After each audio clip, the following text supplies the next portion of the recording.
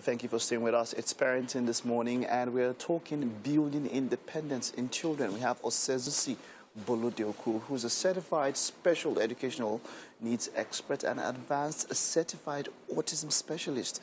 I like that. Who is actively breaking the culture of silence by equipping children with special needs with the skills and resources they need to thrive. Great to have you. You're welcome. Good morning. Now, just before we talk about our topic, I just want to ask, why did you decide to go into, specializing on children with special needs? Okay, that is easy to go. I started off being a teacher. Well, I started off being a banker. Then I became a teacher in an inclusive school. And that was the first time I really knew about children that have neurodivergent traits, like autism, ADHD, and all. And what really bothered me then, and still bothers me now, is the level of stigmatization, like the way people, they live in denial, mothers live in denial, just because of the society and the cultural outlook, the way we look at this. All right. Wonderful. So let's get straight to it. Independence in children, why is it needed? Why should children be independent? Okay, we are humans.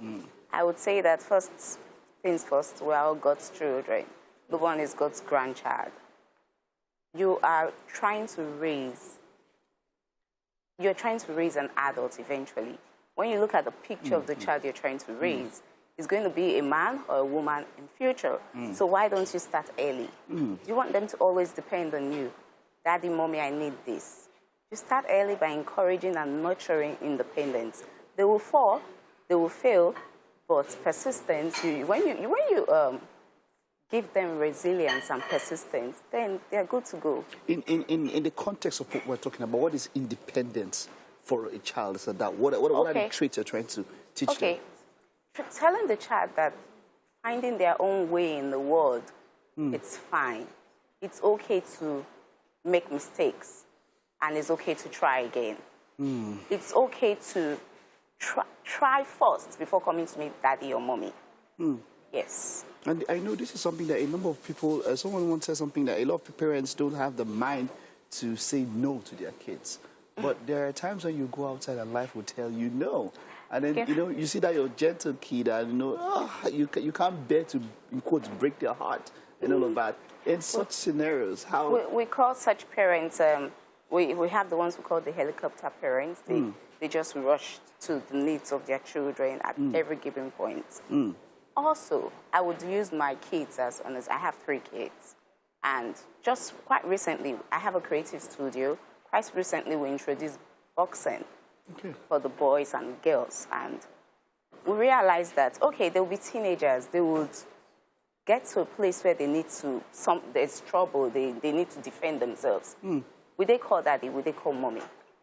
They'll get to a point where, and you even start by even allowing them pick what they wear. From 2-3 years, kids can actually pick, I like this. And that's how you know what your children like. You begin to know their personality. Like, this is what they like. And guess what? Should they be given a free rein in that particular? Because a number of people will say, do they know enough to make a decision that's good for them? They would not know enough till the frontal cortex of the brain develops. So they will keep trying. When you don't give them the ability, the avenue to explore, to make decisions, they are closed-minded. They don't even know that they can think. Are we trying to raise thinkers? Are we trying to raise children that think for themselves? Problem solvers. Yeah, of course, problem solvers. Children that think. And they say, how did Albert Einstein, for example, what was it thinking that he did this? Or we're trying to raise children that would say, help me at every point in time. Help me. Do they have a growth mindset? Or there's this fixed mindset of, I meet the next adult out there to help me solve it. At what age do you think this independence should start, should be taught to these kids?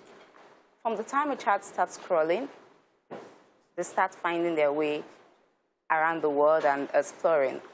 First thing you need to do, protect the space, ensure that the space is comfortable for them, but allow them explore. They will learn for themselves. And sometimes they might get hurt. They get hurt, but they get better than they learn. Remember, I will never forget those. As a child, I went to a hot iron and it hurt my hand.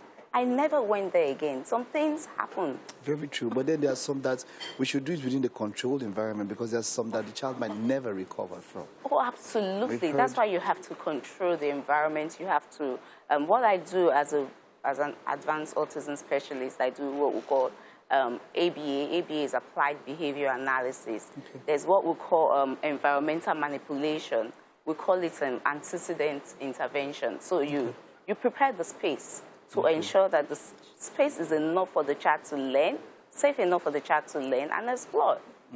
Okay. So you don't stifle their imaginations. You don't stifle. You don't know if your child is going to be the next great genius somewhere. You don't want to stifle that. You really need to encourage and nurture. Nurture them. Yes. Now, let's talk about when it gets to kids now with special needs, which, of course, is your forte and all of that. In that particular scenario, these ones, now you know that they will, for a majority of what they will do, they will need help. They will need to rely on somebody. You understand? And now, considering that independence, first question, can it be taught to kids who have special needs, number one? And then if it can, how do you do it? Okay. When we say children that have special needs, taking autism, for example, is a spectrum. There are no two autistic children that are exactly the same. So each case is unique? Each case is unique as it comes. Like, once you see one autistic individual, you have met one autistic individual. You can't say, oh, I've met them all, right? So, but there's something we teach. It's called perspective taking. Okay. Because at the repertoire, what they don't have that part of. A lot of them do think, well, most children at that early stage, my way or the highway is me against the world. I can do anything. So you start to teach them. They can be taught anything. Just like the neurotypical child, the neurodivergent child can be taught whatever you want to teach them. It might take a longer time. It can take a different type of teaching. Like it could be very visual, tactile, and all that. However, you can start teaching them to be independent. And one of the key ways we teach independence for children on the spectrum is we help them with a structure and a routine. Okay. Once there's a structure and a routine, things become predictable for them. So they know that I wake up in the morning, I get off my bed, I go to the restroom, brush my teeth and all that. You could even make it visual for them, put cards for them so they know the routine.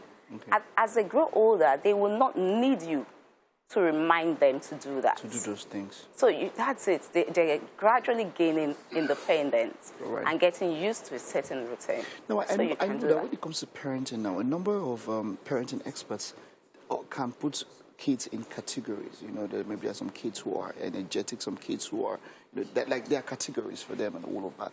But then there's also that individuality and uniqueness to a child, very much to each single child. Absolutely. In scenarios where young parents don't understand what it means to raise a child, where do people like you come in? So I get a call across to you who's an expert. Do you have to come and observe that child to understand how to help them parent, or is it something that maybe they tell you the kind of traits that that child, exhibits, that's okay for you? How would you as a parent, I cannot know your child better than you. Okay. You know your child, right? When a child knows that you've got them, there's this confidence that, okay, I can do whatever I know my parent has got me. However, let me give a practical example of this now. Empathy.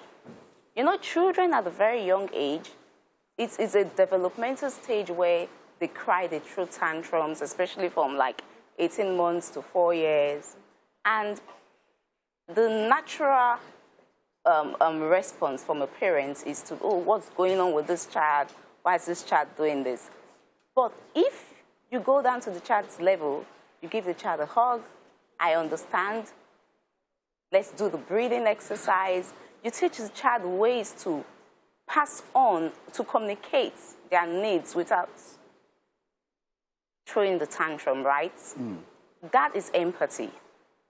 The child will learn to then communicate because, I mean, even at that stage, a child is just throwing a tantrum because, oh, you kept the orange petals here instead of the red petals. The child is just throwing a tantrum. Okay. And you are wondering, I'm just coming back from work, like I can't deal with this. You have to manage your own expectations and show a lot of empathy. Thank you very much. We are going to have you across the whole month, so we know that there's quite a lot that we're going to learn from you. Yeah. There's quite a lot. Thank you very much for this expose, and I know someone out there would have caught something from this one. Yeah. Thank you for having me. Okay, that's it.